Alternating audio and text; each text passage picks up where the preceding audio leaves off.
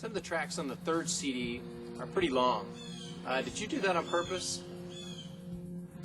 Yes, I certainly did do that on purpose, and I'm glad you bring that up because up until that point, really, I had experimented with track length, on my second CD with songs like Courage and that type of thing, which was, I think, 11 minutes or that kind of thing. And by the third CD, I was totally convinced and sold that, a standard radio-ready pop song, is 3 to 5 minutes, verse, chorus, very boring, really, if you think about it. And, in fact, that really a song could be of any length. It didn't have to be 3 to 5 minutes at all. It could be 10 minutes, 20 minutes even, if not longer. And it all depends, especially, I tell you, when you're doing the improvising and things, always the beginning is the hardest. And once you get a groove going, really, then you are really in the moment. And everything's just moving slowly, and time seems to disappear. You don't know how long it's been until you go back and listen to the recording. I certainly remember Jimi Hendrix live recording. It wasn't one of his popular ones, like all the radio played Purple Haze and things like that. And I heard this live recording. I thought, wow, that's just fantastic. And I could then see, the brilliance of Jimi Hendrix. And it was a live recording, and I think, one of the live recordings was maybe just a 15-minute jam, and there's certainly an art to doing that, to doing long tracks. Because certainly, if you're going to play the same thing over and over again with no variations and things, obviously, if you're going to do that for a long time, it's going to annoy the listener and bore the listener. However, if you can create an atmosphere, a mood, and have the music changing, on a regular basis, there's no reason why a listener can't enjoy a 10 or 20 minute track. Certainly when I listen to music, I really enjoy having the music take me someplace, very much like watching a movie, that kind of thing. And certainly movies are 3 to 5 minutes long. I think the 3 to 5 minute idea was certainly for radio and for advertising, which should have nothing to do with music in any case. However, some of my tracks aren't that long. They are just 3 to 5 minutes long. And that happens because when I'm recording and improvising, and that happens because when I'm recording and improvising, I'm trying to capture magical musical moments. And what that means is sections of songs that really move you, that happened really by accident, by chance, because it is improvised.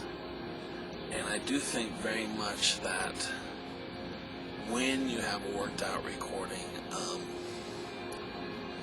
it's almost like those moments then are staged and they're not natural. For me, the conventional recording, because of the approach to it, you tend to lose spontaneity and flow of the music, certainly. It's almost like it's mimicked, certainly. Whereas when you're actually improvising, and you're improvising everything, and you can control the direction of it somewhat, but things happen by chance, and it's there that you really catch beautiful musical moments that you would have never have thought of if you were doing conventional recordings. And certainly that has a lot to do with the length of the tracks. When I'm doing improvising and recording, I try to take ideas as far as I can musically. And you just get a sense that, even after 5 minutes, okay, that was the idea. And anything else would be repetitive and wouldn't expand on it. So that's why I do have some short tracks, but for the most part, they are long tracks because I try to take those ideas and push them as far as I can and see where it leads me musically.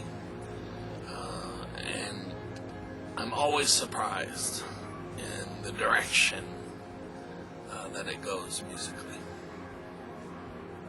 So that's why I have long tracks. And certainly the third CD had its share. Denis, some of the tracks on the third CD were quite lengthy. Was this by design? Yeah, splendid, I must say. Is it time for tea? Your drum sounds are vastly improved on this CD. What made the difference? Yes, I think very much that the drum sounds improved greatly on the third CD compared to the second CD. And I spent a lot of time on that. Certainly did. I spent a lot of time trying to get different rhythms. I also added another drum machine just to do cymbals. Really, I think that was the limitation of the second CD, was that I was using one drum machine, and it lacked really this kind of flow that you get, with real drummers. However, by adding a second drum machine specifically for cymbals, and then mixing the two together, gave a much more realistic sound, and in fact a sound that I really, really like. In fact, I like it more than playing with many drummers. Now, if I could play, with some of the best drummers in the world, sure, no problem. I would do that, of course. Unfortunately, I don't really have that opportunity to do that. And the drum machine for me has been a godsend in the sense that, one, rhythm-wise, I didn't have natural rhythm, and I learned rhythm by playing with drum machines. So I've been playing with drum machines for a long, long time, and very used to them.